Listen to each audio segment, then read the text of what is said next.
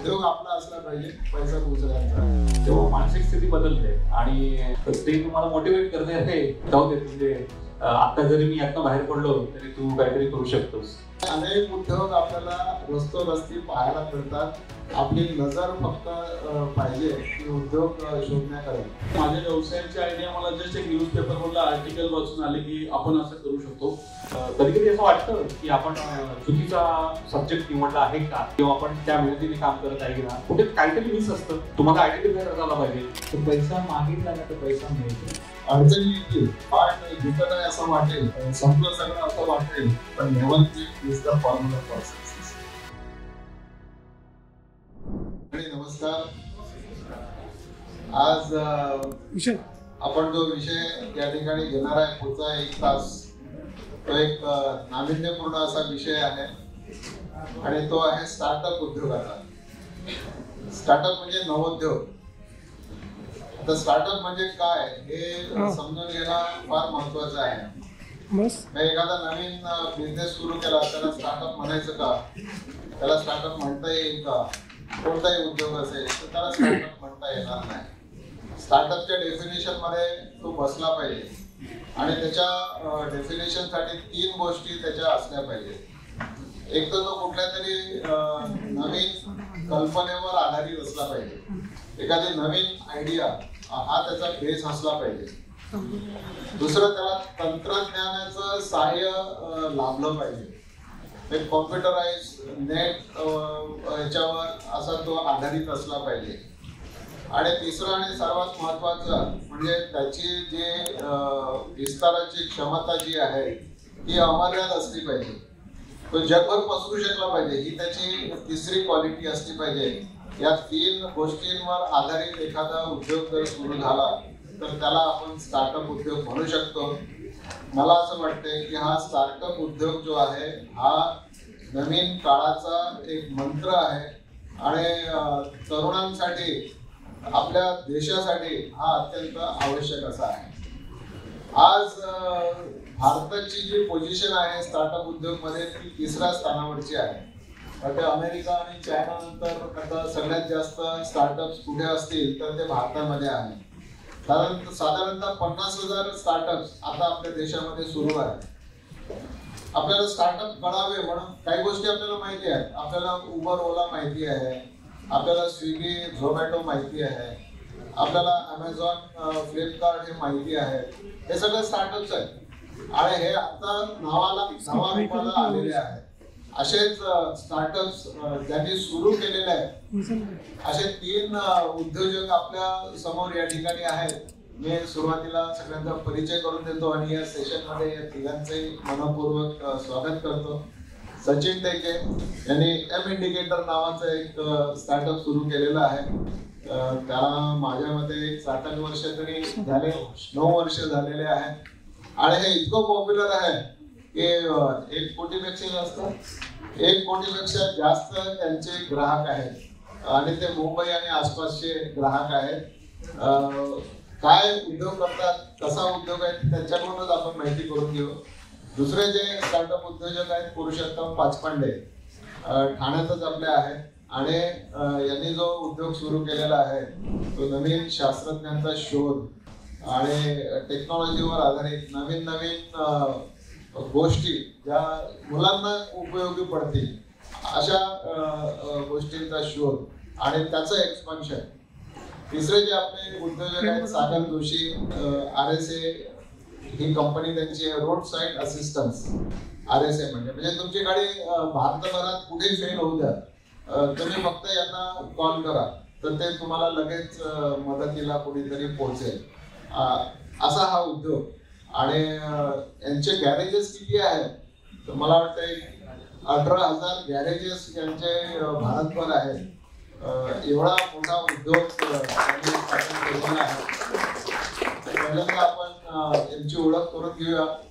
सचिन टेके, मला सांगा की आपला एक परिचय करून द्या, म्हणजे आपलं व्यक्तिमत्व सगळ्यांना कळलं पाहिजे आणि आपल्या उद्योगाबद्दल 2 शब्द सांगा. नमस्कार, माझं नाव सचिन टेके आणि बहुतांश मंडळी आहे जी मुंबईतली आहे आणि जे लोकलने प्रवास करतात म्हणजे तुमच्या कॉलेजच्या जीवनात किंवा जेव्हा नोकरी करत असाल, उद्योजक नव्हता, तेव्हा कधीतरी तुम्ही एम इंडिकेटर वापरलेलं असेल आणि लोकलचं वेळापत्रक हे मी मेनली माझ्या ऍप मार्फत पुरवतो. 2009 साली म्हणजे 2010 साली मी ते लॉन्च केलं. 2009 साली मला ही कल्पना आली आणि त्यासोबत नंतर बसचं इन्फॉर्मेशन देणं, एक्सप्रेसची इन्फॉर्मेशन देणं, मेगाबॉकची इन्फॉर्मेशन देणं आणि आता सध्याच्या घडीला ट्रेन कुठे आहे, लोकल ट्रेन तुमची कुठे आहे, म्हणजे कर्जतवरून सोडणारी ट्रेन आहे, कर्जतला जाणारी ट्रेन आहे, अरे 3 मिनिटं उशिरा आहे आणि मी पकडू शकतो की नाही, तर इतक्यात माहिती देणं, हे एवढं काम आम्ही आतापर्यंत केलेलं आहे. हे माझं थोडं इंट्रोडक्शन आहे आणि आतापर्यंत सरांनी सांगितल्याप्रमाणे आमचे 1 करोड युजर्स आहेत. पुरुषोत्तम पाचपांडे, पुरुषोत्तम आपला परिचय करून द्या एकदा, शिक्षण आणि बाकी सगळं आणि उद्योगाचं स्वरूप काय आहे त्याचं. नमस्कार. माझं शिक्षण तसं इंजिनिअरिंग झालेलं आहे. माझं ग्रामीण भागात मी 10वी पर्यंत शिक्षण करून नंतर IIT मुंबईमध्ये ॲज अ रिसर्च इंजिनियर म्हणून मी काम केलेलं आहे काही सायंटिफिक स्टार्टअप्सवर. त्यानंतर असा विचार, एक नवीन काहीतरी व्यवसाय करण्याची कल्पना, ते मेडिकल इन्स्ट्रुमेंटेशनमध्ये सुद्धा माझा रिसर्च होता आणि काहीतरी व्यवसाय कराव्या दृष्टीने विचार केला तर काय करावं ही संकल्पना सुचत नव्हती आणि तेवढ्यातच माझ्या हातात एक पेपर पडला की 12 वर्षाच्या मुलाने एक ऍप्लिकेशन बनवलं जे जगातलं सगळ्यात डाउनलोड केलं गेलेलं iOS ॲप होतं. हा मुलगा थॉमस सुरेश नावाचा अमेरिकेचा मुलगा होता. त्याचं खूप कौतुक होतं जगभर, मलाही त्याचं कौतुक होतं, पण असं वाटत होतं की जर तिकडचे मुलं करू शकतात तर आपले मुलं का नाही. सो थोडा विचार केल्यानंतर लक्षात आलं की आपल्याकडे आजही आपण सिंगिंग, डान्सिंग, पेंटिंग या हॉबीजमध्ये अडकलोय आणि बरं त्याला काही पर्याय नाही. तर माझ्या डोक्यात संकल्पना अशी आली की संगीत, नृत्य आणि कला जर छंद असू शकतात तर विज्ञान आणि तंत्रज्ञान मुलांसाठी छंद का नसावा. या उद्देशाने प्रेरित होऊन चिल्ड्रन टेक्नॉलॉजी सेंटर या नावाने ठाण्यामध्ये छोटंसं एक सेटअप सुरू केला आणि ज्यामध्ये बालपणामध्ये ज्या आपल्याकडे जी जिज्ञासा असते जाणून घ्यायची आणि त्यावेळेस जर आपण त्या जिज्ञासेला जर काही खतपाणी घातलं तर काहीतरी क्रिएटिव्ह प्रोडक्ट विद्यार्थी निर्मिती करू शकतात. या दृष्टीने माझे स्टार्टअप काम करते. आता साधारणतः महाराष्ट्रभरामध्ये 54 लोकेशन्सला आमचे सेंटर्स आहेत. काही शाळांमध्ये आमचे सेंटर्स आहेत. एवढंच नाही तर डॉक्टर अब्दुल कलाम फाउंडेशन सोबत आम्ही काम करतो. डॉक्टर कलामांच्या घरी हाऊस ऑफ कलाममध्ये आपले लॅब आहे जिथं कलाम माजी राष्ट्रपतींचे किंवा शास्त्रज्ञांचे घर बघण्यासाठी मुलं जातात, तर तिथे सुद्धा मुलं ह्या प्रकारचं शिक्षण घेतात. दुसरे आपले उद्योजक आहेत सागर जोशी. सागर जोशी आपल्याला विनंती आहे आपला परिचय करून द्या आणि आपल्या उद्योगाची ओळख करून द्या. नमस्कार, माझं नाव सागर श्रीधर जोशी. कंपनीचं नाव आहे RS auto care private limited. आम्ही नेहमी क्लेम करतो गाडी पण नो फिकर ऑटो आय केअर आहे. आम्ही गाडी कुठेही भारतात कमी पडली तर सर्व्हिस देतो. लगभग 18,000 वर्कशॉप्स आपल्या पॅनलवर अवेलेबल आहेत. आम्ही क्लेम करतो की एव्हरी 10 किलोमीटर्सला 2 वर्कशॉप्स आपले अवेलेबल आहेत आणि एवढे सगळे जे वर्कशॉप व्हिजिट केले हे साधारण म्हणजे 40,000 प्लस आहेत. त्याच्यातले 18,000 सर्टिफाय करून आपल्या पॅनलला मोबाईल ॲप्लिकेशनला दिसतात आणि हे सगळे फील्ड व्हिजिटनी फिजिकली चेक करून मगच त्यांचा डेटा ऑथेंटिक करून आपल्या ॲप्लिकेशनवर टाकलेलं आहे. आणि सर्वात हातभार या प्रोजेक्टची किंवा या कंपनीची सुरुवात पहिली लक्षवेधमुळे झाली. कारण का लक्षवेधी जायला दिली की तुमच्या बिझनेसमध्ये नवीन काहीतरी करत आहे तर RS ऑटो केअरची सुरुवात आहे आणि पूर्ण या सर्व्हिस प्रोव्हायडरमध्ये एक टार्गेट ऑडियन्स आम्ही फक्त लोकल वर्कशॉप ठेवतात आणि कुठलेही ऑथोराइज सर्व्हिस सेंटर्स किंवा ऑथोराइज वर्कशॉप्स नाही त्याच्यात. तो लोकल वर्कशॉपला इम्पॉवर करण्यासाठी आम्ही RS ऑटो काम करत असतो. खूप छान. मला वाटतं या सगळ्या 18,000 गॅरेजेस पैकी तुमच्या मालकीचं गॅरेज कोणतं नसावं? नाही, एक पण मालकीचं नाही. बघा म्हणजे पैसा आपला नसला पाहिजे असं नाही, पैसा दुसऱ्यांचाच असतो. उद्योग आपला असला पाहिजे, पैसा दुसऱ्यांचा. मी नेहमी सरांच्या एका वाक्यावर काम करत असतो आणि परवाच्या दिवशी सरांकडनं एक वाक्य भेटलं ते मी फेसबुकला स्टेटसला सर खूप लाईक मिळाले तुमच्या नावामुळे. दुसरं पैसा तुमचा लाईक दुसऱ्याचा पैसा असला पाहिजे बिझनेसला पैसा बरोबर. तर मित्र आपण उबर ओला टॅक्सीचं उदाहरण आपल्याला माहिती आहे. उबरच्या लाखो टॅक्सीज जगभर फिरतात पण उबरच्या मालकीची एकही टॅक्सी नाही आहे. ओलाच्या मालकीची एकही टॅक्सी नाही आहे. पण उद्योग कोणाचा आहे? उबर आणि ओलाचा आहे. तसंच सागर जोशींचा उद्योग आहे RS केअर यांच्या मालकीचं एकही गॅरेज नाही, पण उद्योग त्यांचा आहे. 18,000 गॅरेजेसचे आज ते उद्योग चालवत आहेत. सचिन टेकेजी, मला आपल्याला विचारायचं असं आहे की ह्या आयडियाज ज्या येतात कशा येतात आणि तुम्हाला आयडिया कशी सुचली, आणि आयडिया सुचण्यासाठी काही खाद्य असते वेगळं, काही खावं लागते असं काही आहे का? माझ्या बाबतीत अशा गोष्टी घडल्या जेव्हा काहीतरी पिकात सापडलोय, ओके, किंवा पगार वाढवत नाहीये किंवा बॉस सोडत नाहीये, म्हणजे MBA एज्युकेशन आहे संध्याकाळचं, म्हणजे 6-7:30 कॉलेज आहे, बॉस बोलून नाही 8 वाजेपर्यंत बसायचं आहे, आणि असे काही पेज होत आहेत की 4-4 वर्षी पगारच वाढत नाही, तेव्हा मानसिक स्थिती बदलते आणि ते तुम्हाला मोटिवेट करते जाऊ दे, म्हणजे आता जरी मी यातनं बाहेर पडलो तरी तू काहीतरी करू शकतोस. हा एक ऍडिशनल पार्ट झाला. ही जी परिस्थिती निर्माण होते ती तुम्हाला फोर्स करते आपल्या कम्फर्टेबल झोन मधनं बाहेर पडण्याची, पण त्याच्या अगोदरची एक परिस्थिती असते असं मला वाटतं की माझ्या कॉलेजमध्ये असताना मला कॅम्पस प्लेसमेंट सर्वात शेवटी मिळालं, ते माझ्या मार्क्समुळेच मिळालं की पण एवढं आहे की तेव्हा मी एका मित्राला म्हटलेलं की नोकरी किसको करना है, तर ते एक अँबिशन आधीपासून होतं. इट इज नॉट लाईक की असं काहीतरी मी अचानक काहीतरी सुरुवात केली, तर ती इच्छा, प्रबळ इच्छा असणं फार आवश्यक आहे. नंतर कधीतरी एक परिस्थिती निर्माण होते आणि ती तुम्हाला फोर्स करते की नाही, हे नॉर्मल तू रॅट रेस मध्ये आहे त्यापासून निघ आणि तू पुढे जा. इंडिकेटरचं सांगायचं झालं तर काहीतरी नवीन प्रोडक्ट करणं हे मला करायचंच होतं. डेली मी नेरूळ ते सिप्स म्हणजे 2 ते 2.5 तासाचा प्रवास एकेरी, आपण येऊन जाऊन म्हटलं की 5 तासाचा प्रवास, आणि कुर्ल्याला ट्रेन मध्ये चढायची भीती, त्याच्यामुळे म्हटलं माझ्या ऑफिसमध्ये माझं कामच संध्याकाळी 5 तास सुरू व्हायचं, मी 9 वाजता वगैरे निघायचो, आणि अशी काही परिस्थिती होती. मग एकदा असं की नाही, आपण हे मार्केट मोठं दिसतंय आणि इथे जर लोकांना आपण वेळापत्रक दिलं तर फार उत्तम होईल, पण आता व्हेरिफिकेशन कसं करायचं की हा उद्योग बरोबर आहे की नाही. तेव्हा मला असं आढळलं की अरे ते 10 रुपयाचं टाइम टेबल कोणतरी विकतंय, ते शेलार उद्योग म्हणून होते, मराठी माणूसच होते, ओके, आणि people are buying their product, okay. जर टाइम टेबल ते 10 रुपयाला विकलं जात आहे, सामान्य लोक घेत आहेत, तर जर मी असं मोबाईलचा ऍप बनवतो तर नक्कीच विकत घेतील. हा एक proof of concept without any investment मी केला.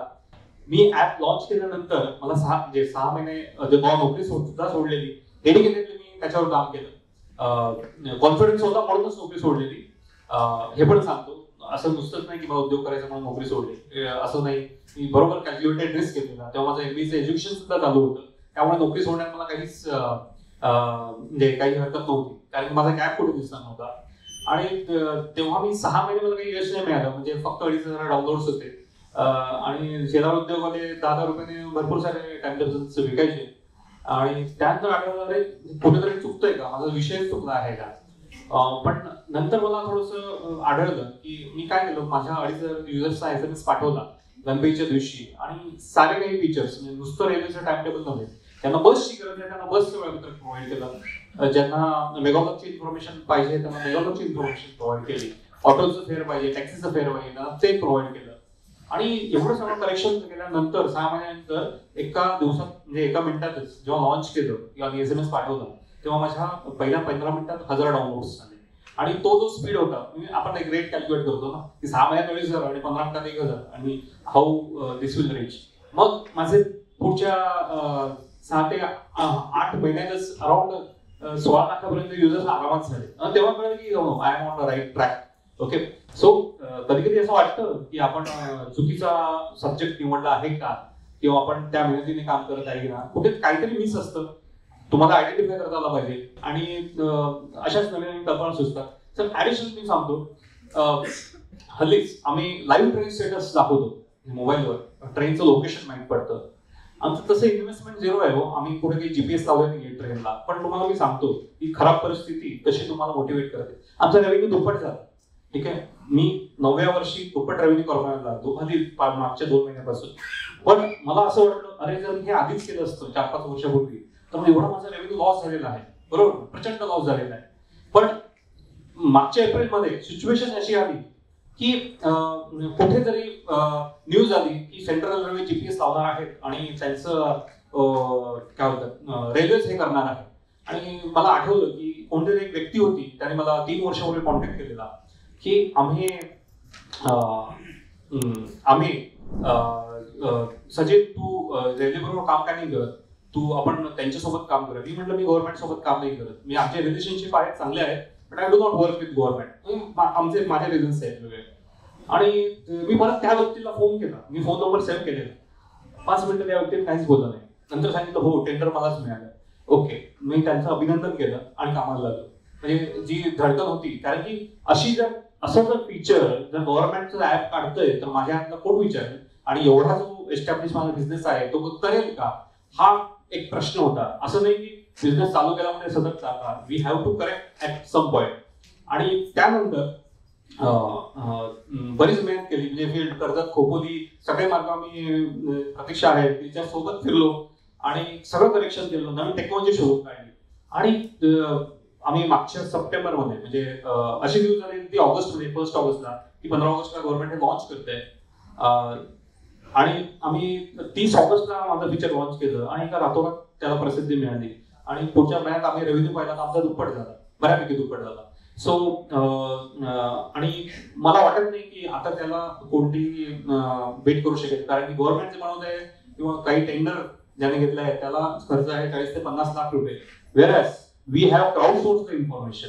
जसं मगाशी म्हटल्याप्रमाणे आम्ही काही आमची जीपीएस बसवलेली नाही की आमची माणसं पाठवलेली नाही. जे माझे युजर्स आहेत ते ज्या ट्रेनमध्ये बसले आहेत ती इन्फॉर्मेशन शेअर करतात. 4 लोकांची इन्फॉर्मेशन इथे 5 लोकांची इन्फॉर्मेशन आम्ही एव्हरेज काढून लोकांना दाखवतो. बऱ्यापैकी 95% ॲक्युरेसी आहे आणि पीपल आर हॅपी. पहिला प्रश्न होता की वाय पीपल विल शेअर, पण आम्ही मॅस्लोचं माझं काहीतरी डायग्राम MBA मध्ये शिकवलेलं, म्हणजे कुठेतरी माणसाला सेल्फ ऍक्च्युलायझेशन लागतं. मी जर ट्रेनचं लोकेशन शेअर केलं तर मला कुठेतरी असं बुद्धांसारखं ते तर प्राप्त होणार नाही, पण काहीतरी समाजासाठी कॉन्ट्रीब्युशन होईल. हा एक पेपर, रिसर्च पेपर मी वाचला, त्याच्यावर काम केलं आणि खरंच now people are using it. आमचा रेव्हेन्यू सुद्धा वाढलेला आहे. तर सॉरी मी जास्त वेळ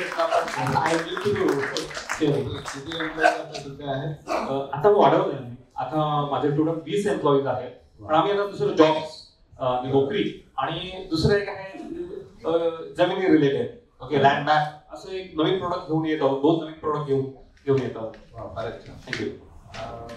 पुरुषोत्तम पाचपंडेजी, मला सांगा, म्हणजे हा प्रश्न एक कॉमन आहे की आयडिया कशा सुचतात. मित्रांनो, मी एकदा विटीला जात होतो आणि एका ठिकाणी थांबलो, मध्ये गाडीतच बसलेलो होतो आणि गाडीतून बाहेर मी पाहत होतो तर मला तिथे एक माणूस दिसला ज्याच्याकडे वजन मोजायचा काटा होता आणि तो तिथे बसलेला होता आणि लोक यायचे, आपलं वजन करायचे आणि त्याला 2 रुपये द्यायचे. मी जवळपास 15 मिनिटं तिथे होतो आणि मी असा विचार केला की नुसतं वजन काटा आहे आणि 2 रुपये घेतो, याचा व्यवसाय होतो किती आणि हा करतो काय आणि किती कमवतो. तर मी उत्सुकतेने पाहत राहिलो 15 मिनिटात. 15 मिनिटात जवळपास 5 लोक आले आणि त्यांनी आपलं वजन केलं आणि त्याला 2-2 रुपये दिले. मी त्याला विचारलं की दिवसभराला किती कमवतो. तो म्हणाला मला काय 300-400 रुपये मिळतात. म्हटलं अरे 300-400 रुपये दिवसभराला म्हणजे महिन्याला किती झाले, तर 9-10 हजार रुपये कमाई त्याची आहे. याची गुंतवणूक काय आहे, तर फक्त एक वजन काटा आणि भांडवल जाते काय, तर काहीच जात नाही. असे अनेक उद्योग आपल्याला रस्ती पाहायला मिळतात. आपली नजर फक्त पाहिजे की उद्योग शोधण्याकडे. तर मला एक सांगा की अशा आयडिया सुचतात कशा, आयडिया येतात कशा, की त्यासाठी काही वेगळं करायला लागतं का. आणि एखादी आयडिया आली, जशी तुमच्या उद्योगाची तुम्हाला आयडिया आली, तर त्या आयडियाचं उद्योगात रूपांतर करण्यासाठी काय करावं लागतं. खरं तर आमची म्हणजे आयडियाची फॅक्टरीज म्हणावी लागेल, कारण चिल्ड्रन टेक सेंटरमध्ये जे मुलं शिकतात ते मुलं खूप निरागस असतात. काही त्यांना याचं हे भान नसतं की आपण कुठल्या, त्यांच्यासाठी बंधनं नसतात. आपण जसे जसे मोठे होतो तसे तसे थोडंसं नाही हे असंच असतं असं आपला कुठेतरी समज तयार होतो. जसं मी थोड्या वेळापूर्वी सांगितलं, माझ्या व्यवसायाची आयडिया मला जस्ट एक न्यूजपेपर मधलं आर्टिकल वाचून आले की आपण असं करू शकतो. आता एक आम्ही जेव्हा चिल्ड्रन टेक सेंटर सुरू केलं त्यानंतर प्रथम प्रसिद्धी जोपात जे आम्ही ते आलो होतो रोबोटिक सँडलच्या माध्यमातून. एक खरं बघितलं तर तुमचा जो प्रश्न आहे त्याचं उत्तर असं देता येईल की जिथे प्रॉब्लेम आहे त्याच्यातून सोल्युशन सुचतं. तो प्रॉब्लेम त्यावेळेचा असा होता की निर्भयाची घटना घडली होती आणि त्यावेळेस आपण सर्वांच्या मनात खूप चीड होती. अक्षरशः रोज पेपरला त्याच बातम्या, त्याच पद्धतीचं, अगदी काही पोलीस अधिकारी म्हटले होते की तुम्ही महिलांनी त्या व्यक्तींना, कोणी व्यक्ती हॅरॅसमेंट करेल तर त्यांना मारा, आम्ही तुमच्या पाठीशी आहोत. पण त्यातून सोल्युशन काही निघत नव्हतं. त्यावेळेस 2012ची ही घटना होती. 317 डिसेंबरला ही घटना घडली आणि ते चालूच होतं रोजच्या रोज. आमच्या मुलांमध्ये आम्ही ब्रेनस्टॉर्मिंग सेशन घेतो. त्या सेशन मध्ये मुलांना सांगितलं की हा प्रॉब्लेम आहे आपल्या देशातला, आपली आई, आपली ताई सुरक्षित नाहीये, तर आपण असं काय सोल्युशन क्रिएट करू शकू टेक्नॉलॉजिकली. आज सोल्युशन लोक काय देतात तर मिरचीची पावडर ठेवा, सोबत चाकू ठेवा, अशा गोष्टी. तर हे सोल्युशन मुलांना ही आयडिया दिली, त्याच्यावरती मुलांनी डिस्कशन केले. त्या डिस्कशन असं समोर आलं की आपण असं काहीतरी गॅजेट बनवूया की जे महिलांच्या सोबत हटत असेल. तर ते गॅजेट काय असू शकतं, तर मग महिला ऑर्नामेंट घालतात, तर मंगळसूत्रात काहीतरी टाकूया, बँगल्स मध्ये काहीतरी टाकूया, किंवा एखादं काहीतरी लाईक मोबाईल सारखं डिव्हाइस बनवूया. त्यावेळेस अँड्रॉइड फोन हे फार पॉप्युलर नव्हते, त्यामुळं ऍप वगैरे असा खूप जास्त फंडा नव्हता आणि सिक्युरिटी ऍप तर नव्हते. मग आम्ही त्यामध्ये बरेचसे डिस्कशन केले. त्यामध्ये कोणी असं बोललं की ठीक आहे, पण मग 4 दिवस जर त्या लेडी सोबत काही हे नाही झालं तर ते 5व्या दिवशी घरीच सोडून जातील, मग ते माझ्यासोबत काही नाही होत. मग आम्ही या डिस्कशन मधून समोर असं आलं की महिला विदाऊट सँडल घातल्याशिवाय लिफ्ट पर्यंत पण जाणार नाही, तर आपण काहीतरी गॅजेट असं बनवावं की जे सँडलच्या आतमध्ये असेल. सो जो प्रॉब्लेम आम्ही रेक्टिफाय करत करत आलो तो सँडल पर्यंत आला आणि अगदी 5 ते 6 दिवसांमध्ये आम्ही असं सँडल बनवलं की जे सँडल विशिष्ट पद्धतीने जमिनीवरती टॅप केलं तर ते ऑटोमॅटिकली तुमचे लोकेशन आणि तुम्ही काहीतरी संकटात आहात हे तुमच्या 5 रिलेटिव्हला कळवतं. आणि ही विशेष सांगायला असं आवडेल की संकल्पना होती हार्डली 6वी 7वी 8वीतल्या मुलांची, आणि दुसऱ्या दिवशी अक्षरशः हे प्रोडक्ट जे आहे ते आम्ही हायलाइट केलं, प्रेस कॉन्फरन्स झाली. काही मिनिटांमध्येच आम्ही आज तक पासून ते सगळ्या चॅनल्स मध्ये लाईव्ह होतो. दुसऱ्या दिवसच्या सगळ्या पेपरची हेडलाईन चिल्ड्रन टेक सेंटर होतं की या मुलांनी असं गॅजेट बनवलं आणि जगभरामध्ये स्टोरी ऑफ द वीक म्हणून याला प्रमोट केलं गेलं. आणि त्यातून असं लक्षात आलं की मुलंही काहीतरी करू शकतात की जे जागतिक दर्जाचं सोल्युशन प्रोव्हाइड करू शकतात. तर थोडक्यात सांगायला असं आवडेल की हे काही समस्या ज्या आपल्या समोर येतात, जे प्रॉब्लेम्स येतात, ते प्रॉब्लेम्सला म्हणजे नीड आयडेंटिफाय केली तर सोल्युशन मिळतं. सो तुमच्या प्रश्नाचं उत्तर थोडक्यात असू शकतं. तर मला माहिती आहे आपल्या सगळ्यांना ही आयडिया येतच असतात. आयडिया म्हणजे आहे काय, तर एक थॉट आहे आणि तो थॉट येतो आणि थॉट जातो. थॉट काही तुमच्या डोक्यात कायम असं घर करून बसत नाही. तर जो थॉट न्यूटनला आला, ऍपल त्याने झाडावरून पडल्यानंतर जे बघितलं, तर फक्त न्यूटनलाच तो का पकडता आला, बाकीच्यांना का नाही पकडता आला. तर हा विचार करण्यासारखा आहे की थॉट अनेकांना आलेच असतील की अरे अनेकांसमोर ऍपल वरूनच पडलेला आहे, ते काही खालून वर गेलेलं नाही आहे, पण तरी न्यूटनने तो पकडला आणि पकडून त्याच्यातून गुरुत्वाकर्षणाचा सिद्धांत शोधून काढला. हा थॉट जो आहे हा पकडून ठेवण्याची गरज आहे. थॉट प्रत्येकाला येतोच, तो पकडण्याची आवश्यकता आहे. सागर जोशी, मला असं विचारायला आवडेल की आयडिया तर आली आणि आयडियातून आपण बिझनेस पण काहीतरी सुरू केलेला आहे, म्हणजे त्याचं आयडियाचं कन्व्हर्शन आपण बिझनेसमध्ये केलेलं आहे. तर आता बिझनेस मोठा करायला लागतो, बिझनेससाठी भांडवल लागतं. भांडवल कसं मिळवायचं, भांडवल बाजारात उपलब्ध आहे का, लोक आर्थिकदृष्ट्या मदत करायला तयार आहेत का, तर ही भांडवलाची उभारणी तुम्ही कशी केली आणि कशी करायची. भांडवल बिझनेस मध्ये शोधणं म्हणजे रेगिस्तानमध्ये पाणी शोधण्यासारखं आहे. हे खरं सांगायचं झालं कोणीही आपल्या आयडियावर पैसे देत नाही. तर तुमचं नेटवर्क जे असतं, तुमच्या कॉन्टॅक्टमध्ये किती माणसं आहेत आणि तुम्ही कुठल्या सर्कलमध्ये वावरता याच्यावर पूर्ण डिपेंड करतं की तुम्हाला फंडिंग मिळणार किंवा तुम्ही पैसा उभा करू शकता. आणि उद्योजक म्हटला किंवा जो बिझनेसमॅन आम्ही म्हणतो आणि पैसे जर मागायला शिकला ना तर पैसा उभा राहतो सर. कारण का मी जेव्हा ह्याच्या आधी ऑटोमिल्स होतं, मायनसमध्ये होतो, म्हणजे लॉसेसमध्ये चालू होतो, त्याच्यातून मी RSC ऑटो केअर माझ्याकडे फक्त 12,000 रुपये होते आणि त्याच्यातून प्रत्येक व्हिजिटला किंवा हे जे 40-25 हजार माझ्या मुलांनी व्हिजिट केले यांच्यासाठी ना पर कार्ड मी पैसे देतो. तेव्हा माझ्याकडे पैसे नव्हते आणि एकच तेव्हापासून शिकलो की आपले सर्कल आणि आपले कॉन्टॅक्ट कुठे आहेत. तर पैसा मागितला ना तर पैसा मिळतो. फक्त पैसा मागण्याची ताकद आणि तुमच्या प्रोडक्टवर कॉन्फिडन्स खूप असला पाहिजे. आणि तुम्ही नवीन करत जर राहिलं तर तुम्हाला पैसे लोक समोर नेऊन देऊन जातात.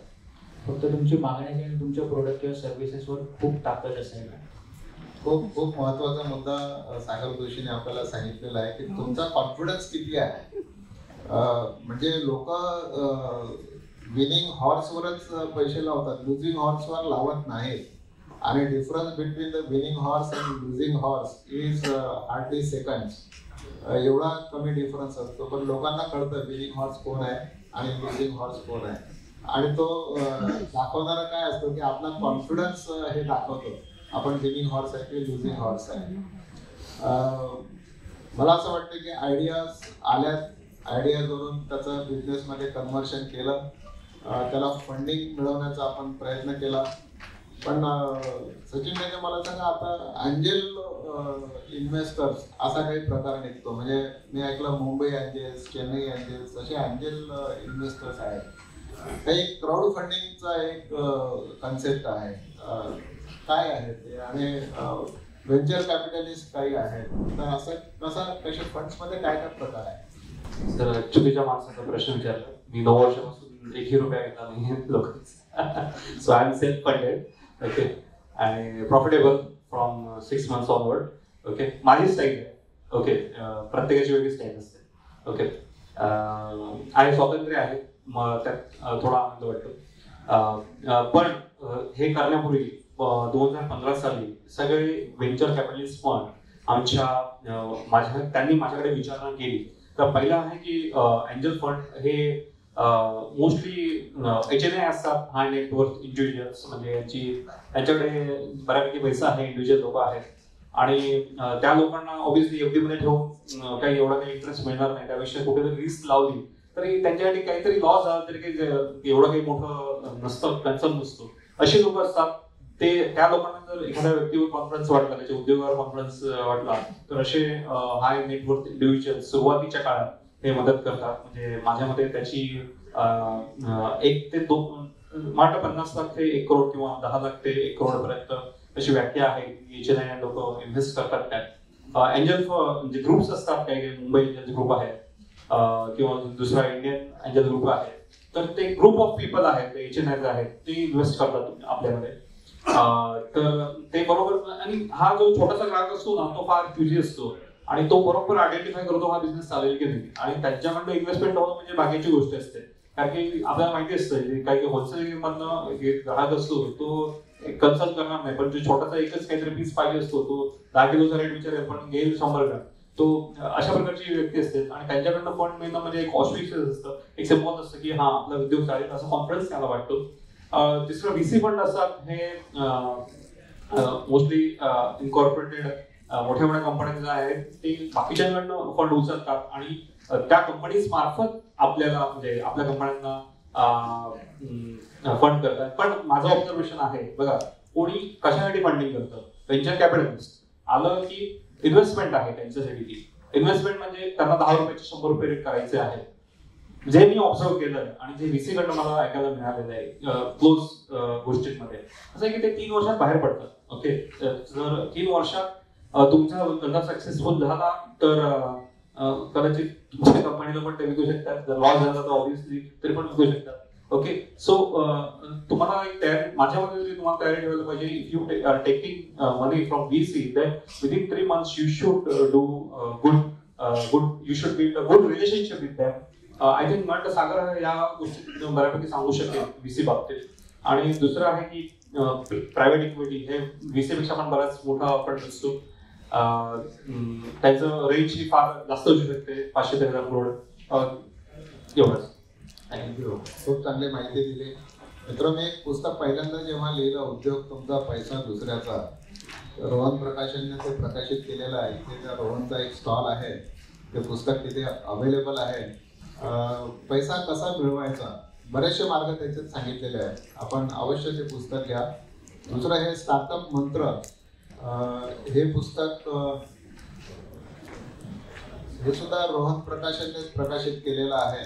आणि याच्यामध्ये 15 स्टार्टअप उद्योजकांचे मंत्र, म्हणजे त्यांच्या stories, how they started, on what idea they have started working on, आणि त्यांनी ग्रोथ कशी अचीव केली, तर त्याचा लेखाजोखा या पुस्तकात मांडलेला आहे. हे आपल्या इथे आता या स्टॉलमध्ये उपलब्ध आहे असं मला कळलं. पुरुषोत्तमजी, मला सांगा की स्टार्टअप म्हटलं की अनेक उद्योग फेल सुद्धा होतात. म्हणजे मी असं ऐकलं की 10 उद्योग जर सुरू झाले त्यातले 8 जवळपास फेल होतात आणि 2च चांगले चालतात. फेल्युअर अवॉइड करण्यासाठी काय केलं पाहिजे, ते आपला फेल्युअर होणार नाही, आपण त्यात 2 मध्ये राहू, आपण 8 मध्ये राहणार नाही. बरोबर. तर थोडक्यात जर सांगितलं तर बऱ्याच वेळा असं होतं की व्यवसाय सुरू केल्यानंतर त्याचा जो मूळ गाभा आहे तो आपण कुठेतरी विसरतो. म्हणजे आपण जर विचार केला तर टार्गेट आपलं ठरलेलं पाहिजे की मला कुठं पोहोचायचंय, आणि स्टे फोकस म्हटलं जाईल. जो फोकस आपण ठरवला, जो पाथ आपण ठरवला, त्या पद्धतीचा बिझनेस प्लॅन जर आपण केला आणि आपण त्या बिझनेस प्लॅनला रेग्युलर मॉनिटर करत राहिलो तर त्या पद्धतीने आपला सक्सेस रेशो आपला वाढतो. आणि बऱ्याच वेळा जसं तुम्ही म्हटलं त्याचं कारण असे होतात की आपल्याकडे काय होतं का थोडंसं नॉलेजचा अभाव पडतो की बिझनेस ऍडमिनिस्ट्रेशन किंवा बिझनेस गोष्टीचा अभ्यास थोडा कमी पडतो व्यक्तींचा. आणि जे आपण बोलतो का रेग्युलर बॅलन्सची स्टडी करायला पाहिजे, तुमचे इनफ्लोज आउटफ्लोज या गोष्टींवरती तुमचं लक्ष पाहिजे. ऍज अ बिझनेसमॅन म्हणून तुमचं डे टू डे ट्रान्झॅक्शन काय होत आहे तिथं आपण कमी पडतो का, असे मंथली रिव्ह्यूज व्हायला पाहिजे. अशा प्रकारचे लोक आपण नेमायला पाहिजे की ज्या लोकांवरती आपण इन्व्हेस्ट करतोय ते लोक किती स्ट्रॉंग आहेत, त्यांच्या पूर्ण वेळाचा आपण उपयोग करतोय का, ते आपल्यासाठी 8 तास काम करतात तर 10 तास कसं काम करून घेत आहेत, कारण हा स्टार्टअप उद्योग आहे. त्याच प्रकारचे लोक की 10 तासाचं फुल युटिलायझेशन कसं करतायत, मॅक्सिमम टू मॅक्सिमम आउटपुट कसं काढतायत, आणि त्या पद्धतीने जर आपण थोडंसं व्यवसायाला बघितलं. बरं, तर बरेच वेळा असं होतं की अशा प्रकारचे एक्सपर्ट लोक मिळत नाही किंवा आपणच स्वतःचं इव्हॅल्युएशन करू शकत नाही. मग काही एजन्सीज असतात की ज्या एजन्सी आपल्यासाठी काम करतात की तुम्ही काय करताय ते मॉनिटर करणं. पण आपल्याकडे जर आपण बघितलं तर बऱ्याच मानसिकता अशी असते की माणूस व्यवसायात का पडतो तर मला कोणी विचारायला नाही पाहिजे, मला प्रश्न विचारणारा बॉस आवडत नाही म्हणून मी व्यवसाय करतो. आणि त्या गोष्टी जर आपण तो ऍटिट्यूड जर आपण बाहेर ठेवला की ठीक आहे ना, विचारू दे ना, माझं चुकतंय तर मला ते करेक्ट करायला पाहिजे. ह्या 2-3 गोष्टींचा जर आपण विचार केला आणि आपण स्टे फोकस राहिलो की मला हे अचीव्ह करायचं आहे, त्यासाठी लागणाऱ्या सर्व साहित्यांना मी सोबत घेऊन जातोय, तर त्या पद्धतीने आपल्याला पुढे जाता येतं. बऱ्याच वेळा असं सुद्धा मी बघितलंय की ज्या स्टार्टअप फेल्युअर पोझिशनला जातात पण त्या जर कधी ह्या प्रॅक्टिसेस करत असतील, regular monitoring, proper consultant hire केलेले आहे, तर त्या फेल्युअर झालेल्या स्टार्टअपला सुद्धा ह्यूज फंडिंग मिळतं. कारण काय तर तुम्ही प्रोफेशनल अप्रोचने पुढे जात आहे.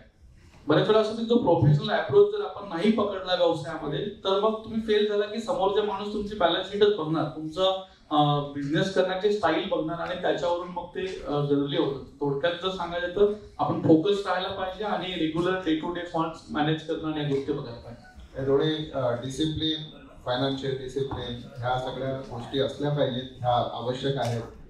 मित्र, आपल्याला सांगायला मला आवडेल की failure teaches you more than what success teaches you. आणि म्हणून फेल्युअर होणं काही वाईट नाही आहे. फेल्युअरला आपण म्हणजे एक स्टिग्मा म्हणा किंवा आता माझं काय होईल अशा पद्धतीने घेऊ नये. फेल्युअर हा आपला फ्रेंड आहे अशा पद्धतीनेच ते घ्यावं, कारण फेल्युअर सुद्धा आपल्याला शिकवतो. US मध्ये बऱ्याच ठिकाणी फेल्युअर कॉन्फरन्सेस होतात. म्हणजे तिथे जे फेल झाले उद्योगामध्ये ते येऊन आपली स्टोरी सांगतात की मी काय केलं आणि मी कसा फेल झालो आणि मी कशामुळे फेल झालो, सो दॅट की बाकी लोक जे आहेत ते त्याच्यातून शिकावेत की या गोष्टीने हा फेल झाला होता, मग मी ती गोष्ट नाही करायला पाहिजे. आणि म्हणून त्या फेल्युअर कॉन्फरन्सेस होतात. फेल्युअरला कोणी स्टिग्मा किंवा डाग किंवा खूप धोका असा घेत नाही. फेल्युअरला फेल्युअरशी फ्रेंडशिप करतात. सागर जोशी, मला एक आपल्याला विचारायला आवडेल, मराठी मंडळी आहेत सगळी, मराठी मंडळी फार कौटुंबिक असतात. आपण जेव्हा उद्योग करतो आणि आपण जेव्हा नोकरीत असतो, नोकरी आपल्याला फार सेफ वाटते. 10 to 5 आहे, काहीतरी 25-50 हजार पगार देणारी आहे, सुरक्षितता आहे.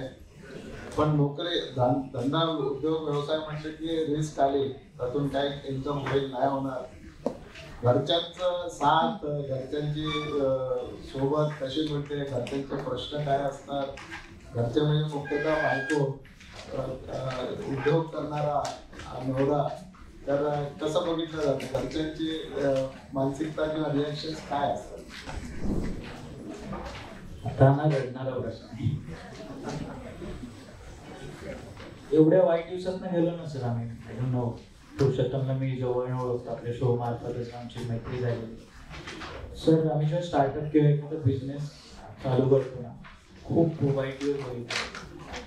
म्हणजे असं होतं, नोकरीला असताना स्वतःचा फ्लॅट असतो, गाड्या असतात, मोबाईल पाहिजे ते घेऊ शकतो, आणि ती टेंडन्सी असते आपल्यामध्ये की ते पैसे आणि ती लाईफस्टाईल जगायची सवय असते. आणि उद्योगात गेलो ना, उडी मारली ना, ती समजतं की ती लाईफस्टाईल पण सांभाळायची आणि एक्सपेन्सेस पण सांभाळायचे. तेव्हा जी ओढाताण होते ना, आणि तिथे फायनान्शियल खूप सांभाळायला लागतं. त्यामुळे घरच्यांची साथ ऑब्विसली लागते. बाबा नेहमी सांगतात की हे काय करतो तू, काय घरात पैसेच देत नाहीत. मग तेव्हा ते पहिले 3 वर्ष खूप ऐकत होते, कोणी सांगितलं या झंझटमध्ये पडायला तुला, कारण का रात्री झोप नाही लागायची, काय करायचं. मिसेस आली ती न्यूट्रल होती, ठीक आहे तुला काय करायचं ते कर. पण माझ्यासाठी खरं म्हणजे घरच्यांना पण माहिती आहे, माझ्यासाठी माझा जे ऑफिसमध्ये आम्ही जे मेंबर्स आहोत ही माझी फॅमिली सगळ्यात जास्त. आणि ट्रस्ट मी सर, जवळजवळ माझा जो पार्टनर्स आहेत, वैशाली आहे, सलमान आहे, जेव्हा पैसे नसायचे ना द्यायला सर त्यांना, लिटरली मला त्यांनी जवळजवळ 6-6 महिने विदाऊट पैसे काही काढता सुद्धा कामं केली. त्यामुळे हा खूप डीपली विषय आहे की पैसा आणि घरातल्यांची मदत खूप लागते. खूप वाईट दिवस असतात. जर तुम्हाला मोठं व्हायचं असेल ना, तर प्रत्येकाला माशायला काही काही जणांची स्टोरी ऐकतो ते तुम्ही शून्यातून बिझनेस मग समजायचं आपण पण तेच करतोय, आपली पण कधीतरी स्टोरी येईल. तर खूप त्रास होतो सर. जवळजवळ 2012 पासून 2019 माझी जी 3rd नंबरचं व्हर्टिकल जे फायनान्समध्ये आम्ही उतरलो, तर जवळजवळ 7 वर्षात मी पहिल्यांदा या 2019च्या दिवाळीला मी पहिल्यांदा 13 शर्ट घेतले. आणि खूप या वर्षीची दिवाळी खूप एन्जॉय केली. त्यामुळे ते मोमेंट आहेत ना सर, पैसे नसताना ते खूप आम्ही बघितले. म्हणजे काही वेळेला असायला पैसे नव्हते की माझं घर हार्डली अर्धा किलोमीटरवर होतं, पण मी चालत जायचो कारण का पैसे नव्हते. याच्या बाबतीत मला थोडं एक वाक्य सांगायचं. मी सांगितलं असं की कॉलेजमध्ये की लॅविश लाईफस्टाईलची सवय होते वगैरे. मला माहिती होतं त्या रेसमध्ये अडकणार आहे. मी एक रिच डॅड पुअर डॅड पुस्तक वाचलेलं, म्हणजे इंग्रजीचं चांगलं वाचन व्हावं म्हणून एका पुस्तकात दिलेलं, आणि ते थोडंसं कामी आलं. त्यात सांगितलेलं रॅट रेसमध्ये पडू नका. मी इन्शुरन्स खरेदी केला नाही, ठीक आहे, मी फ्लॅट खरेदी केला नाही, बऱ्यापैकी पगार होता, 2.5 लाख वर्षाचा पगार होता 2006 साठी वगैरे, आणि त्याच्यामुळे माझ्याकडे एवढी लायबिलिटी आली नाही. बरोबर. दुसरा प्रश्न आहे पालकांचा की अरे नोकरी सोडून तू हे कसं करणार, बरोबर ना, उद्योग चालू करणार. म्हणजे माझं एवढं पेपरमध्ये नाव यायचं लोकसत्तामध्ये वगैरे, ते पप्पा 2.5 वर्षानंतर सुद्धा बोलले अरे तू गव्हर्नमेंट जॉब बघ काहीतरी, म्हणजे हे सिच्युएशन होती. पण त्याला एक सोल्युशन मला आपोआप मिळालं माझ्या आईमार्फतच, की जेव्हा मी जॉब सोडला तेव्हा मी MBA फायनान्सला पार्ट टाइमला ऍडमिशन घेतला जेव्हा बजाजमध्ये. इव्हिनिंग कॉलेज होतं 6 ते 9, आणि मी नंतर स्ट्रेस व्हायला लागलं ऑफिस आणि MBA असं. मग रात्री त्याच्यानंतर हे इंडिकेटरचं काम झालं, मग रात्रीचे 3, मग परत सकाळी 6 वाजता उठा ऑफिसला जा. मग आईला म्हटलं मी जॉब सोडतो कारण की मला कॉलेज करायचंय. ओके. त्यातले 3 वर्ष माहितीच नव्हतं की मुलगा काय करतो. ओके. आणि मला माहिती होतं घरातनं अपोज येणार आहे, but you have to prepare your own solution. बरोबर की नाही. बघा बाहेरच्याला पण माझ्या रिझ्यूमवर दिसलं नाही की मी जर फेल झालो असतो तरी काही दिसलं नाही रिझ्यूमवर, कारण की दिसू शकलो नसतं. MA झालंय ना 3 वर्षात. So that was something strategic step that I took. Very good. मित्र, आपला वेळ संपत आलेला आहे. गप्पा अशाच सुरू राहायला पाहिजेत असं सगळ्यांना वाटण्यासारखं आहे. माझी पुन्हा आपल्याला विनंती आहे की स्टार्टअप मंत्र, ह्या स्टार्टअपच्या स्टोरीज आहेत, म्हणजे लाईफ स्टोरीज आहेत, ह्या आपल्याला मिळवायला खूप मेहनत लागेल. मला ह्या मिळवायला 3 वर्ष लागले. मी मराठी स्टार्टअप शोधत होतो. मला 3 वर्षात 50 स्टार्टअप मिळाले. 50 पैकी मी ह्या 15 लोकांना निवडलं. यांचा एक सुरेश आवरे स्टार्टअप शो केला, तो 5 चॅनलवर चालला, आणि त्यातून हे पुस्तक निर्माण झालेलं आहे. तर हे आपण अवश्य विकत घ्या असं मला वाटतंय यांच्याकडून. एक फक्त शेवटचं मला आपल्याला सांगायचं आहे की स्ट्रगल खूप असतो, संघर्ष असतो, बरेचदा असं वाटते की आपण सोडून द्यावं, पण ते न सोडणे हाच एक मंत्र असतो. ज्या माणसाने विमानाचा शोध लावला त्यांचं नाव आपल्याला माहिती असेल, राईट ब्रदर्स, बरोबर. विल्बर राईट आणि ऑरविल राईट हे दोन भाऊ होते आणि दे वर सिंपल सायकल मेकॅनिक्स. पण हे यांचं काही शिक्षण झालं नव्हतं. 2-3 वर्ष त्यांचं स्कूलिंग झालं, 2रा-3रा वर्ग शिकले असतील. पण ज्याने PhD केली होती एरोनॉटिक्स मध्ये आणि जो US स्मिथसोनियन इन्स्टिट्यूशन मध्ये डायरेक्टर होता आणि त्या डिपार्टमेंटचा हेड होता, ज्याला मिलियन्स ऑफ डॉलर्स पैसा उपलब्ध होता US गव्हर्नमेंटचा, तो माणूसही विमानाचा शोध घेत होता. त्याचं नाव होतं सॅम्युएल डी लँजली. मला नाही वाटत कोणाला माहिती असेल हे नाव, कारण फेल्युअरचं नाव कोणी लक्षात ठेवत नाही, फक्त सक्सेसफुल माणसाचंच नाव लक्षात ठेवतात. विल्बर राईट आणि ऑरविल राईट या दोघांनी हे सायकल मेकॅनिक होते. कमाई काही फारशी नव्हती, शिक्षण फारसं नव्हतं, पण शेवटी सक्सेसफुल ते झाले विमानाचं उड्डाण करण्यामध्ये. आणि हा जो माणूस होता सॅम्युएल डी लँजली, हा फेल झाला, त्याचं विमान पडलं आणि एवढी गहरी टीका झाली की हा देशाचा पैसा, देशाची संपत्ती वाया घालवतो, याला घरी पाठवलं पाहिजे, याला बंद केलं पाहिजे वगैरे वगैरे. आणि त्याला हार्ट अटॅक आला आणि त्या हार्ट अटॅकमध्ये तो गेला, फेल झाला. आणि विल्बर राईट आणि ऑरविल राईट या दोघांनी विमान उडवलं, ते सक्सेसफुल झालं आणि आज त्यांचंच नाव झालं. फेल्युअरचं नाव कोणी घेत नाही. त्याच्यामुळे मंत्र काय आहे, म्हणजे ऑरविल राईट आणि विल्बर राईट कधी फेल झाले नाहीत असं नाही आहे, ते फेल झाले पण सोडून दिलं नाही. Never quit, never quit is the mantra. आणि सॅम्युएल डी लँजलीचं काय झालं तर failure has gone to the heart. Failure should not attack your heart and success should not go to your head. That is the failure mantra. Success जर तुमच्या हार्टमध्ये गेला तर तुम्ही हंबल व्हाल आणि फेल्युअर जर तुमच्या हार्टमध्ये गेला तर तुम्हाला हार्ट अटॅक येईल. म्हणून फेल्युअर हेडमध्ये गेला पाहिजे. Head should analyse your failure आणि success should not go to the head, नाहीतर तुम्ही हवेत उडत राहा. तर म्हणून where is the place for success, that is in the heart, and where is the place for failure, that is in the head. तर हे लक्षात ठेवलं पाहिजे. आणि सक्सेस मोठं काय आहे तर never quit is the formula for success. अडचणी येतील, वाट बिकट आहे असं वाटेल, संपलं सगळं असं वाटेल, पण never quit is the formula for success. मित्र, तिघांचंही मी पुन्हा लक्षवेधतर्फे आभार मानतो आणि अभिनंदन करतो. आपल्या उद्योगाला शुभेच्छा देतो. आणि आपण नुसतं उद्योग केला असं नाही तर you are a source of inspiration for youngsters. अनेक यंगस्टर्स आता हे पुस्तके अनेक जण वाचतात आणि मला फीडबॅक येतात, तर यांच्या स्टोरीज वाचतात. या दोघांची स्टोरीज याच्यामध्ये आहेत आणि या स्टोरीज वाचून इन्स्पायर होतात. तर that is what you are giving to the society. Unknowingly or knowingly you are giving to the society. That is inspiration. असंच इन्स्पिरेशन देत राहा आणि इन्स्पायर करत राहा. धन्यवाद. इथे आम्ही थांबतोय.